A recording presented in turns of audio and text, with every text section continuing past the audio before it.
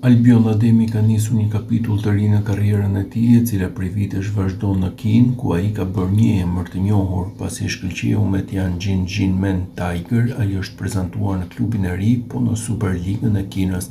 I entuziazmuar që i bashkohem Shenzhen Bank City dhe i lumtur të bëhem pjesë e këtij projekti entuziazmues. Le t'i futemi punës, shkruante sulmuesi 26 vjeçar në një postim në rrjetet sociale duke konfirmuar firmën me klubin e ri.